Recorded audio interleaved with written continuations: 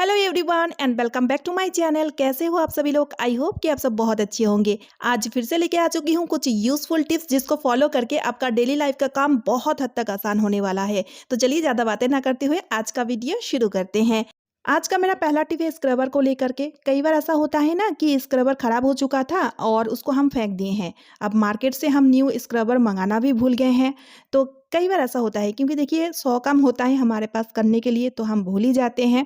अब हमें क्लीनिंग भी करनी है, बर्तन भी धोना है, तब हम क्या करें? तो उस टाइम के लिए एक बहुत ही यूज़फुल टिप आज आपके साथ शेयर करूँगी। तो गैस स्टोव को मैं क्लीन करके दिखाऊँगी, बहुत गंदा है। जस्ट मैं अभी-अभी खाना बनाई हूँ। तो इसके लिए आप ले लीजिए मोजा, पुराना मोजा, पेयरलेस मोजा, जो भी आपके पास है आप ले लीजिए।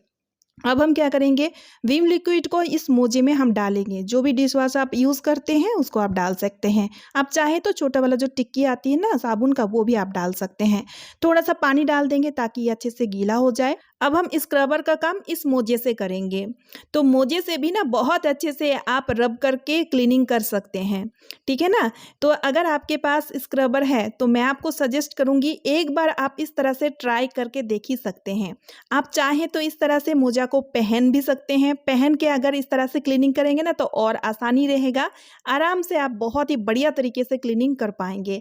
और आप इस तरह से बर्तन भी धो सकते हैं। लेकिन हाँ, बर्तन आप जब धोएँगे ना तो मोजे को अच्छे से पहले क्लीन कर लीजिएगा, फिर उसके बाद आप बर्तन धोइएगा। तो देखिए फ्रेंड्स, मोजा पहन के इस तरह से क्लीनिंग करने से कितना आसानी होगा। किचन प्लेटफॉर्म सभी को आप चमका सकते हैं एक मोजे की मदद से। तो उम्मीद करती हूँ कि ये टिप आपका बहुत ही काम आएगा। तो चलिए अब देख लेते हैं अगला यूजफुल टिप। तो मेरा जो अगला यूजफुल टिप है वो है रिस्ट वॉच को लेकर के।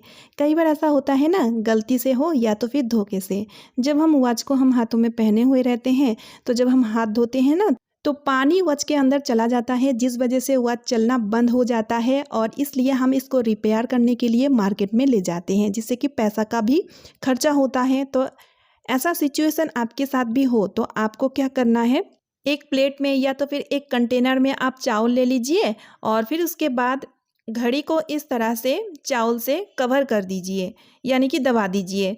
इससे क्या होगा, जितने भी पानी अंदर गया है उसको चावल एब्जॉर्ब कर लेगा। लेकिन हाँ, 3 से 4 घंटा के लिए इसको इस तरह से छोड़ देना है।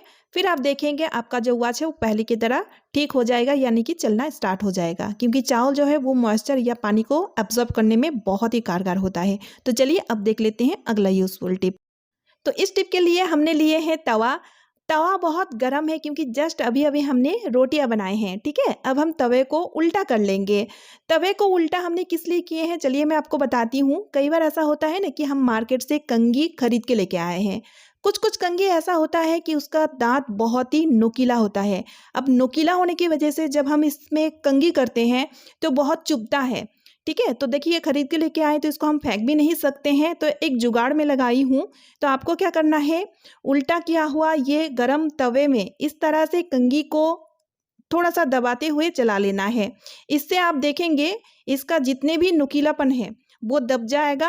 फिर आप कंघी को इजीली यूज़ कर पाएंगे, बिल्कुल भी दिक्कत नहीं आएगा। बहुत ही यूज़फुल टिप है, ज़रूर आप ट्राई कीजिएगा। और मेरा अगला टिप है इस तरीके का बोतल को लेकर के। आप देखे होंगे इसका रेगुलर इस्तेमाल होने की वजह से कई बार क्या होता है कि इसका जो कैप है वो ढीली पड़ जाती है। अब देखिए, ढीली पड़ने से क्या होगा, पानी जो है ना वो लीकेज होगा। तो अगर हमें इस बोतल को कहीं इधर उधर लेके जाना है बैग में कैरी करके, तो हमें ना थोड़ा सा डर भी लगता है कि पानी लीक होके बैग में रखा हुआ अदर्स जो सामान है उसको भी खराब कर देगा, यानी कि वो गीला हो जाएगा। तो इसके लिए एक छोटा सा उपाय लेकर आई हूँ। आपको क्या करना है, आपको पॉलीथीन ले लेना है और पॉलीथीन का जो कॉर्नर है उसको इस तरह से एक छोटे टुकड़ों में कट कर लेना है। अब हम क्या करेंगे, ये छोटे टुकड़ों में जो पॉलीथीन को हमने कट किए हैं ना उसको इस तरह से बोतल में चढ़ा देना है। बोतल में चढ़ाने के बाद इस तरह से लिड को, यानी कि कैप को अच्छी तरीके से टाइटली बंद कर देना है। ऐसा करने से आप देखेंगे पानी बिल्कुल भी लीक नहीं होगा, ये एकदम लीक प्रूफ बन जाएगा। और बेफिक्र होके आप इसको बैग में कैरी करके कहीं भी लेके जा सकते हैं। बहुत ही यूज़फुल टिप है, आप ज़रूर से ट्राई कीजिएगा। उम्मीद करती हूँ कि ये टिप भी आपका बहुत ही काम आएगा। तो चलिए अब देख लेते हैं अगला यूज़फुल टिप। मेरा ये टिप बहुत ही यूज़फुल है। जहाँ पर हम गैस सिलेंडर रखते हैं, आप देखे होंगे कि इस तरह का निशान बन जाता है, यानी कि जो सिलेंडर है ना, ये उसका जंग का निशान है, जो बहुत ही ज़िद्दी होता है। इसको हम आसानी से रिमूव नहीं कर पाते हैं और देखने में भी बहुत ही खराब लगता है। तो इसको क्लीन करने के लिए एक बहुत ही अच्छा सा उपाय मैं आपको बताऊँगी। इसको क्लीन करने के लिए हमने ले लिए हैं हार्पिक। जी हाँ, हार्पिक से आप बहुत अच्छी तरीके से इसको क्लीन कर पाएँगे और ज़्यादा मेहनत भी नहीं लगेगा, ठीक है? तो अब हम क्या करेंगे, जहाँ पे जंग का निशान है, उस निशान में इस तरह से हार्पिक को अच्छी तरीके से लगा देना है। यानी कि हार्पिक इस तरह से हमने लगा दिए हैं। अब 10 मिनट के लिए इसको छोड़ना है। लगभग 8 से 9 मिनट हो चुका है। हाथों में मैंने ग्लव्स पहन लिया है, ले लिया है एक स्क्रबर। हार्पिक से जो भी क्लीनिंग करना है ना, उससे पहले ग्लव्स पहन लेना है, क्योंकि हार्पिक में होता है बहुत ही हार्ड केमिकल, तो इसलिए हाथों का नुकसान ना हो, इस वजह से हार्पिक से जो भी क्लीनिंग हम करेंगे उससे पहले ग्लव्स तो ज़रूर पहनेंगे, ठीक है? और देखिए फ्रेंड्स, इस तरह से हल्के हाथों से जैसे ही मैं रब कर रही हूँ और ये क्लीन होते जा रहा है। यानी कि हार्पिक डाल के अगर आप इस तरह से क्लीन करेंगे तो सिलेंडर वाली जंग का जो जिद्दी वाला निशान है, वो भी चुटकियों में गायब हो जाएगा। और सबसे अच्छी बात इसका ये है कि इसको क्लीन करने के लिए आपको ज़्यादा एफर्ट भी लगाना नहीं पड़ेगा। यानी कि बहुत ही आसानी से ये क्लीन हो जाएगा। तो इस तरह से रब करने के बाद आप चाहें तो पानी डाल के धो भी सकते हैं, या तो फिर इस तरह से गीले कपड़े लेके इस तरह से अच्छे से वाइप कर लीजिए, ठीक है? तो आप देख ही सकते हैं फ्रेंड्स, कितना बढ़िया तरीके से क्लीन हो चुका है। यानी कि जिद्दी से जिद्दी जंग वाला निशान को भी हम हार्पिक के मदद से बहुत ही आसान तरीके से रिमूव कर सकते हैं। मेरा जो अगला यूज़फुल टिप है वो है चूड़ियों को लेकर के। हम सभी लेडीज़ चूड़ियाँ पहनना बहुत ही पसंद करते हैं, लेकिन कई बार ऐसा होता है ना कि चूड़ी जो थोड़ा साइज़ में ना छोटा हो चुका है, उसको हम किसी तरह से पहन तो लिए हैं, लेकिन उतार नहीं पा रहे हैं।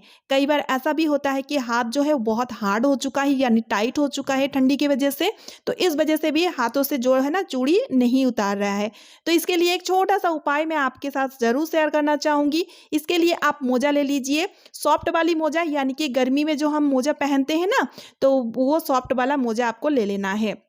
मोजा को आप इस तरह से हाथों में पहन लीजिए। हाथों में पहनने के बाद चूड़ियों को इस तरह से मोजे में डाल देना है, ठीक है? चूड़ी को हम इस तरह से देखिए मोजे में हमने घुसा दिए हैं।